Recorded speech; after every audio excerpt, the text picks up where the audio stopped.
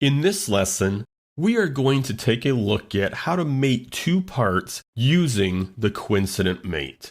But if you would like to work along with me, go into your Working Files folder and open these two part files, the base plate and the angle bracket. On my screen, you'll see I am in the part environment, so we want to go into the assembly environment. I'll select the file dropdown and then make assembly from part. Once I'm in the assembly environment, I'll select the base plate from the Open Documents window, select a point on the screen, and the base plate is inserted. Next, I'll insert components, select the angle bracket, and let's position it to the left of the base plate. And now we are ready to add the Coincident Mate. I'll go to the Assembly ribbon, select the Mate icon, and the Property Manager opens. I am going to select the top face of the base plate and the bottom face of the angle bracket. And notice when I select the bottom face of the angle bracket will move, so it's coincident to the top face of the base plate. You'll also notice I receive a pop-up toolbar and coincident is highlighted. And the same is true in the Property Manager. To apply this Coincident Mate, I can either select the green check mark in the pop-up menu or in the Property Manager. Either way, you'll see it applies the mate and then it clears the window so you're ready to select the next items to mate. Now I am going to mate the front face of the bracket to the front face of the plate. I'll add a Coincident Mate and do the same to the two end faces.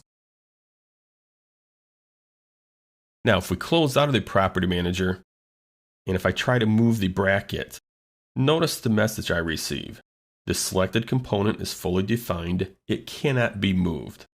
And if you also take a look at the Feature Manager design tree, we no longer have the negative sign in front of the angle bracket. However, if I suppress one of those mates, notice the negative sign returns because the bracket is no longer fully defined.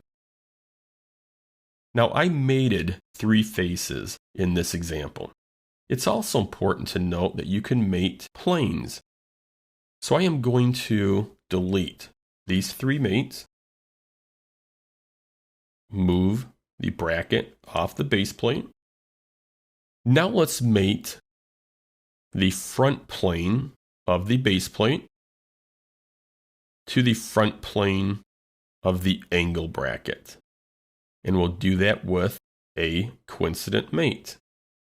Next, I'll mate the bottom face of the bracket to the top face of the base plate.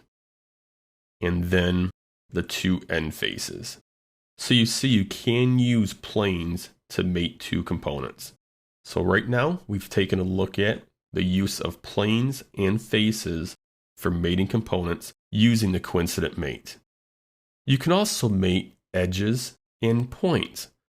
So I'm going to insert another angle bracket, and this one will insert to the right, and then hold down the right mouse button and rotate it around.